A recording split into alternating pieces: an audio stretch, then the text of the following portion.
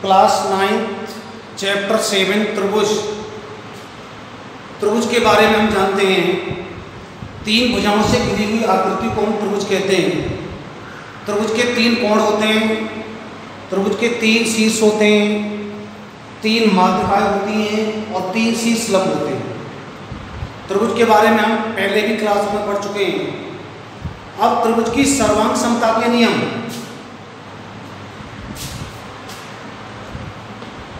सर्वांग सम त्रिभुज,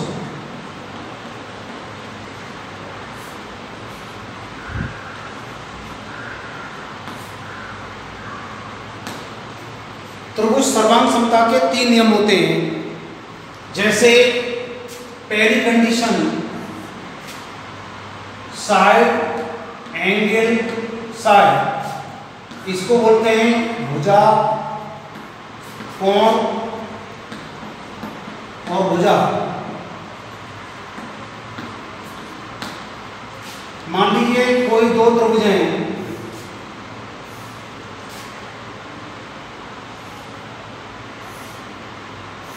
एक त्रिभुज ABC, दूसरा त्रिभुज PQR। साइड AB PQ के बराबर दे रखा है। साइड में AB = PQ, ये हमको साइड दे रखी है। एक मान लीजिए एंगल दिया है, कोण B = कोण Q, एंगल।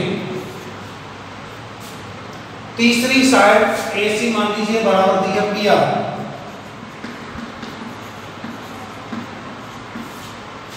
तो इस त्रिभुज की दो भुजाएं और एक कोण, इस त्रिभुज की दो भुजा और एक कोण के बराबर है। तो ये दोनों त्रिभुज सर्वांगसम हैं। इसका मतलब शेष एक भुजा और दो कोण भी आपस में बराबर होंगे। ये दोनों त्रिभुज आपस में सर्वांगसम हैं। तो यहाँ लिखेंगे हम साइड एंगल साइड। अतः त्रिभुज ABC सर्वांगसम त्रिभुज PQR, ये सर्वांगसम का चिन्ह है। अगर इस त्रिभुज के दो भुजा एक कोण दूसरे त्रिभुज के दो भुजा एक कोणों के बराबर है, तो ये दोनों त्रिभुज हमारे सर्वांगसम होंगे।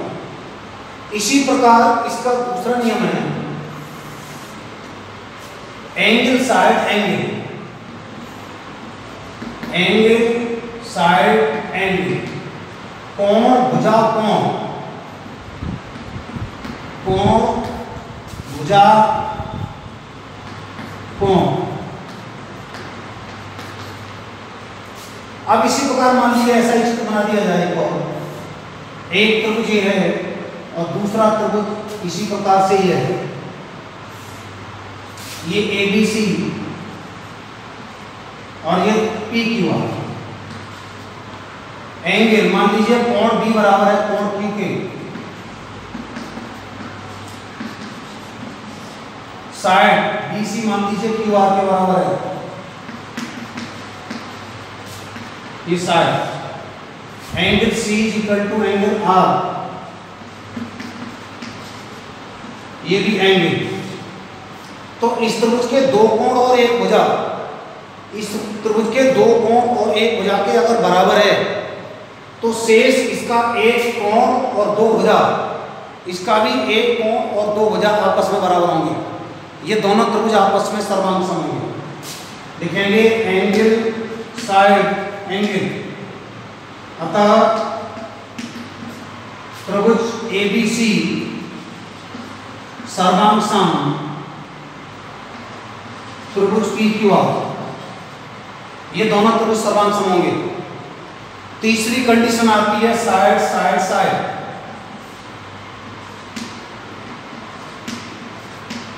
तीनों भुजाएं, भुजा, ये भी भुजा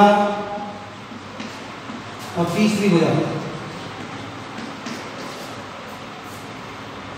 ऐसे ही चित्र बनाएंगे इसी प्रकार। एक त्रिभुज ये है, दूसरा त्रिभुज ये है, ये ABC और ये PQR। अब इस त्रिभुज की तीनों भुजाएं इस त्रिभुज की तीनों भुजाओं के बराबर हैं। तो ये दोनों त्रिभुज सर्वांग सम होंगे, अतः इनके तीनों कोण भी इस तीनों कोणों के बराबर होंगे। अब ए बी बराबर है पी क्यू के, ये साइड बी सी बराबर क्यू आर, ये भी side A C is equal to P R, ये भी साइड।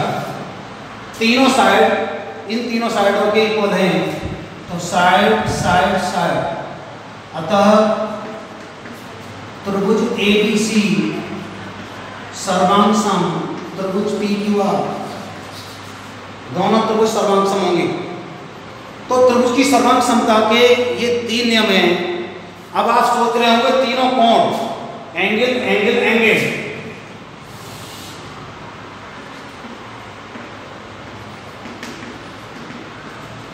तीनों कोण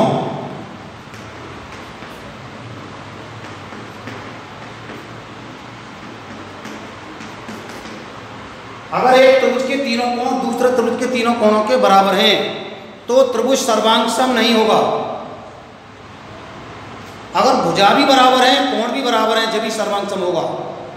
ये त्रिभुज समरूप होता है जिसे आप 10th क्लास में पढ़ेंगे, तो इसके बारे में भी बताऊंगा। देखिए मान लीजिए एक त्रिभुज है हमारा ये एबीसी और एक त्रिभुज हमने बड़ा बना दिया पीक्यूआर।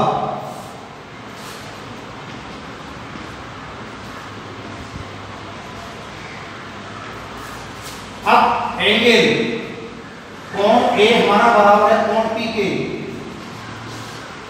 कोण बी बराबर है कोण क्यू के, कोण सी बराबर है कोण आर के। अब इस त्रिभुज के तीनों कोण इस त्रिभुज के तीनों कोणों के बराबर हैं, अतः ये त्रिभुज सर्वांग सम नहीं होगा। सर्वांग सम क्यों नहीं होगा? क्योंकि इसकी भुजाओं में डिफरेंस है लेकिन कोण समान है। ये त्रिभुज समरूप होगा, देखने में एक ही रूप होगा दोनों का, अतः त्रिभुज एबीसी ये समरूप का चिन्ह त्रिभुज पीक्यूआर, जिसके बारे में आप 10th क्लास में पढ़ेंगे। एक बार पुनः देख सकते हैं। पहली कंडीशन साइड एंगल साइड, इस त्रिभुज की 2 भुजा 1 कोण, इस त्रिभुज के 2 भुजा 1 कोण के बराबर है, तो ये दोनों त्रिभुज हमारे सर्वांग सम होंगे, शेष भुजा कोण भी बराबर होंगे। दूसरी कंडीशन एंगल साइड एंगल, इस त्रिभुज के 2 कोण 1 भुजा, इसके 2 कोण 1 भुजा के बराबर हैं, तो ये दोनों त्रिभुज भी सर्वांग सम होंगे।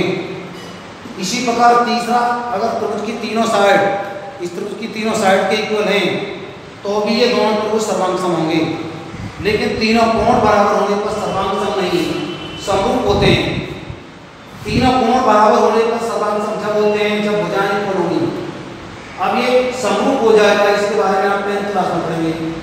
तो ये सर्वांग समता के नियम मैंने आपको बताए हैं, इनको आप तैयार करेंगे, इसके आधार पर ही आप एक्सरसाइज करेंगे। Thank you.